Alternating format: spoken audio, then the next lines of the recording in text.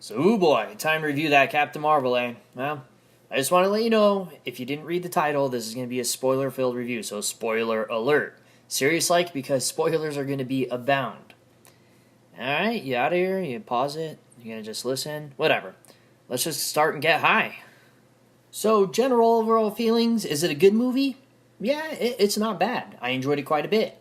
Fun film with flaws like all movies with modern superhero trappings, but overall I enjoyed it. So, then what did I like? Well, I definitely enjoyed Captain Marvel herself, the primary character obviously. She worked well when you take the whole movie in perspective. Some people will complain regardless of what the movie was doing about some of the performance, but that was sort of the point of the film. We are introduced to a Vers, who is part of the Kree Star Force and lives on Hala, and basically thinks she's Kree because she has no memory and thus is conflicted. She spends her days training to be useful to the Kree, but keeps showing signs of strong independence, which in turn makes her somewhat unreliable to the Kree. Sort of. Since she's personally focused on what she might have been in her forgotten life, she struggles with finding an identity in her new one. The Kree finally give her a mission at the behest of her commander, and she basically goes and gets captured by Skrulls who unlock part of her memory in the form of mental extraction. In the beginning of the film, we're straight told Carol cannot control her powers because she cannot control herself. Or more accurately, she cannot control her emotions, which prevents her powers from operating properly, as when she sparred with her commanding officer in the beginning of the film. So when we see her power of photon blasts come from her hands, we see her either in a neutral mood or subdued rage. And every time we see her get really amped up, her powers seem to behave hectic and push her around or just sort of backfire a little bit, forcing her to rely mostly on her impressive physical power. Especially in the scene with the Skrulls where she can't blast off the restraints on her hands until she just gets really ticked off. But first, she has to beat up a bunch of Skrulls until what I assume is a power or super Skrull based on their strength renders her strength ineffective. When she punches them, they just don't do anything. This culminates with the subversion to trope. By the end of the film, we assume she gets full control of her powers by knowing and accepting who she is generally. We're completely instead given the 180 when it turns out it's her extremely powerful emotional output which gives her control of her powers, and the neural disc on her neck has been conflicting with this the whole time. We get hints of this when she was captured by the Skrulls and her power seems to boost to higher than normal levels back in the beginning, and again when she fights her former Kree teammates and her powers really push around but operate at above normal level and work pretty much on demand. Then we really find out what she's made of when she completely accepts that she can fall but rise, rips off the disc on her neck, and her power goes from hand blast to full body wrecking mode. The point is that the first half of the movie is concerned with a woman who believes herself to be Kree, believes the Krees are the moral good, and is determined to reflect that even though she has flashes of deep emotion, which isn't abnormal for other Kree, but needs to maintain control. It's just in Carol's case, her emotions tend to be a bit more deep-seated.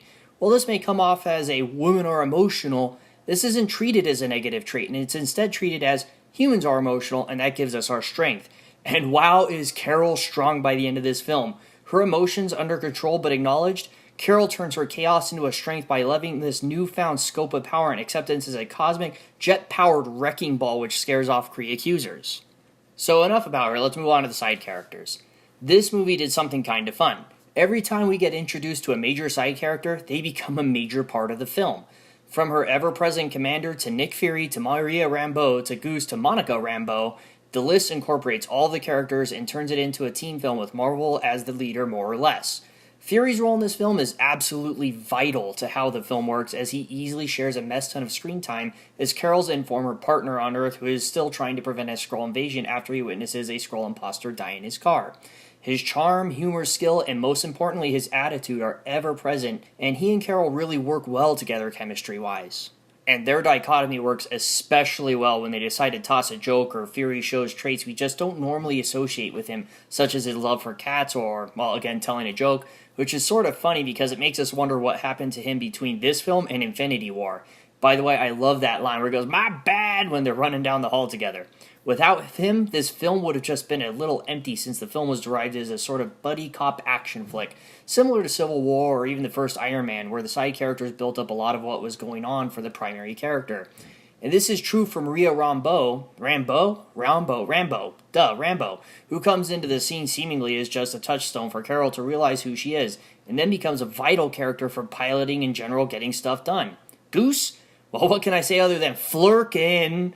I don't normally whisper during films, but this one I had to lean over and tell Lady Mac, I sure hope Goose is a flirkin'. And she was like, you know, you always tell me to shut up during films, so shh.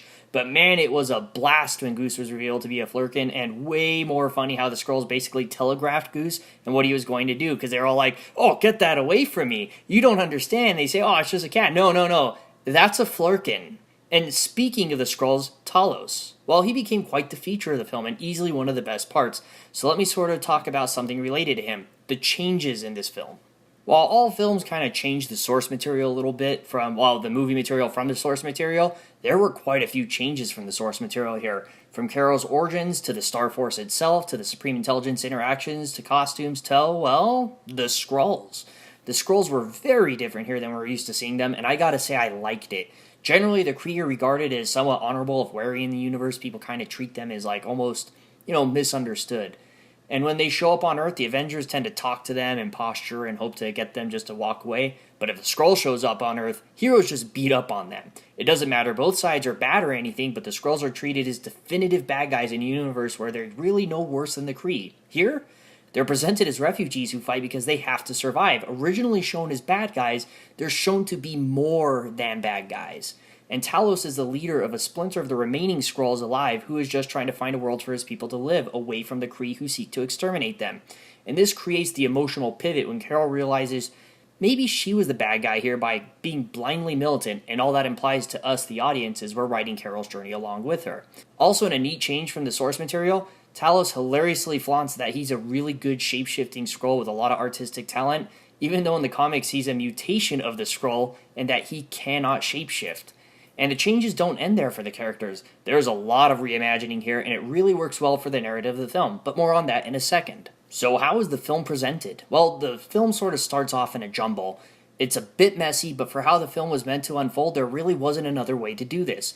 Carol starts out with having a bad dream where she sees an old woman and a Skrull in the middle of a crash, and Carol's wiping blue blood from her face. She wakes up and goes on about life in Hala. We see the Supreme Intelligence chooses to look like an older woman to Carol, as it's meant to represent someone Carol really admires, but nobody, including Carol, really knows why. We get some progression in the movie, and then we see a scene where Carol is walking out of a jet plane hangar and is talking with humans and having a good time. Higher, further, faster is mentioned here, and we get to see other parts of her life. Well, the social parts mostly. We hear voices asking to see what we see in different orders or parts of her life, such as her childhood and when she crashes in a go-kart, or the military where she falls off a rope. And then we realize she's being interrogated by the Skrulls because they're the ones who's clearly asking to see memories in or out of order. And finally, we see this older woman again as Carol's boss back on Earth when her name was Dr. Wendy Lawson. Then we get a glimpse of her flying a jet, and the Skrulls are looking for very specific information from her memories, specifically coordinates. Carol wakes up, realizes she's being interrogated by Skrulls on the ship, just beats up a bunch of Skrulls, and crashes on Earth in a damaged escape pod. Well, the Blockbuster. She crashed in the Blockbuster. You sort of know what happens next. She meets Fury, chases down a Skrull who tries to kill her, punches an old woman who's really a skull in disguise, and generally just gets lost, because she's on a planet that, she doesn't know.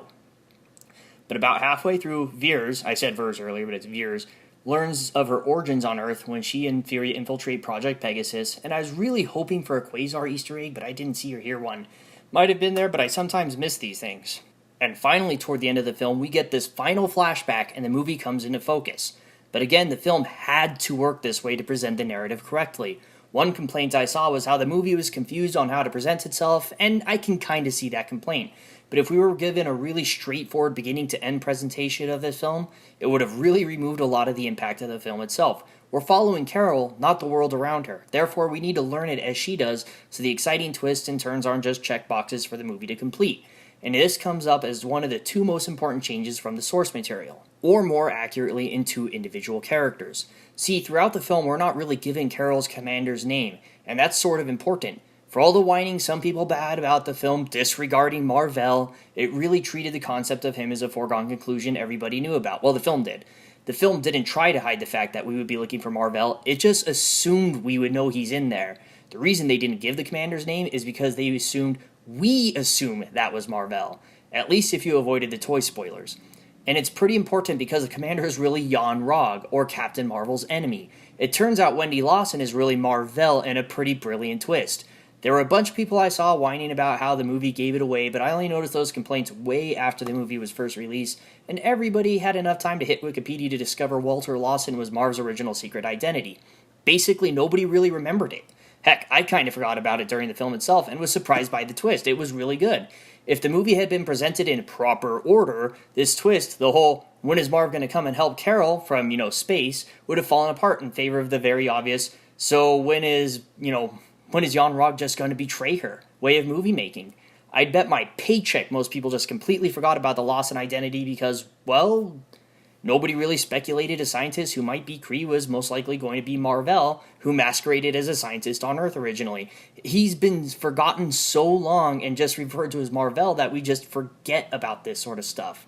The fact they changed Walter to Wendy was a stroke of genius that had us keep believing Yon-Rogg was Mar-Vell the entire time, because we were likewise given another villain to chase in Talos, who even admits that he's definitely no real hero because war is dirty. Therefore, we didn't have to do the mental jogging to do the work for it.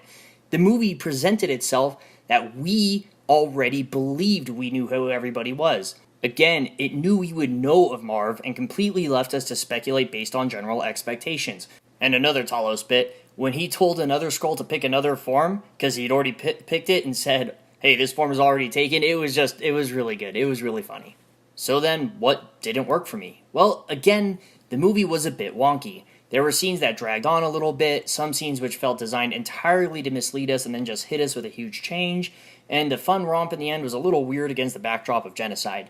Even though it was perfectly within Carol's established character to get lost in the moment, you'd think that her switch from pretty pissed off about being lied to and all the Skrulls being exterminated to engaging in what seemed like a friendlier fight than would be expected. It's not like there was much else she could do, especially with how she finished off Rogg when she tried to make the fight personal and then just kind of left him to go do his own thing, sent him to go do his own thing.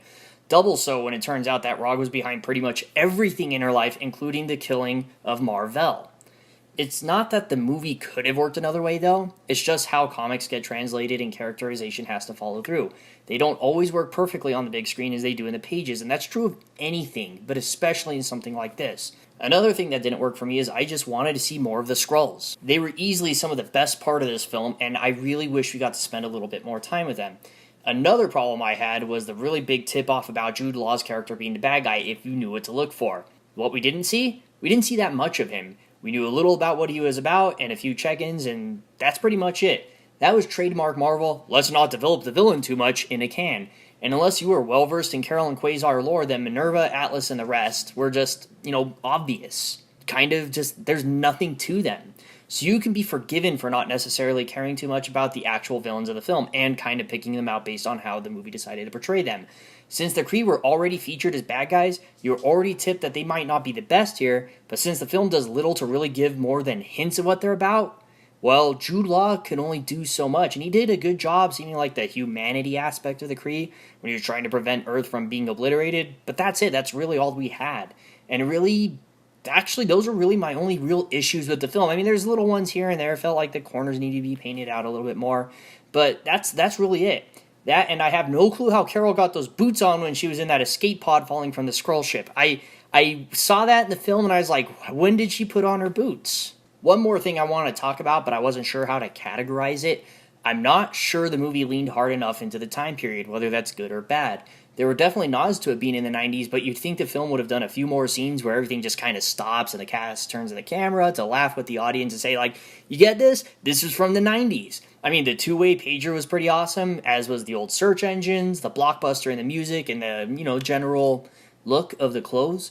But that was really it. You'd think a car advertisement about the hot new trend, or a comment about the insanity of 1990s government, or even something about speculator collection, or just something like, oh, they'll never do this in the future, or it'll never get better than fax machines. That could have been in there. Or like brand new, we got this thing, it's called email. I mean, that would have been pretty hilarious. Heck, if someone had even said, who are you supposed to be to Carol, and said, Grunge Spice? That would have been pretty fun. Or if they're talking about like some New Kids on the Block album, even though I'm pretty sure I'm now confusing the years. And truly one more thing I did want to talk about. It was a wonderful shout out to Stan Lee in the beginning of the film, with the normal Mar-Vell cameo just being all about Stan Lee and his cameos and all his fan interactions, and his scene on the train. It was the actual Stan Lee playing Stan Lee. Not Stan playing a character, it was Stan on a train training for his lines from Mallrats. And that Takana cameo, it was just perfect fun. So in the end, would I recommend this? Well, for sure, I would. I'm not going to get into the whole internet troll junk that followed this movie. I'm just going to tell you, yeah, I kind of enjoyed it. So if you're of the belief that this is some sort of political or social or whatever stunt by Mar-Vell, Disney, Larson, or shape-shifting reptilians, then, don't see it. I mean, you already made up your mind about this, and while I'm sure the economy appreciates your money, there's no real reason to go and be a jerk about it. Leave that seat open for someone who wants to see the film. Don't be that guy or girl or whoever. If you're sort of on the fence about this and you think it might even be a good film or an okay film, I'd say take a chance. Heck, if anything, think of it as a chance to eat some popcorn. If you like cats, definitely go see it. Heck, if you just like superhero films in general, go see it. Just have fun. Ignore the talking heads and see what the movie has to offer to you, the viewer. Heck, ignore me and go see if it's deserving of the whole "it's not a bad film" rating I gave it. Maybe you'll like it, maybe you won't. But you won't know unless you go and watch the movie being shown and not the one you're being told about. And anyway, speaking of ratings, or gradings in fact, I'd say solid B, maybe a B+. Alright guys, I hope you had fun, I hope you go see the movie, and I hope you enjoy it, or, whatever.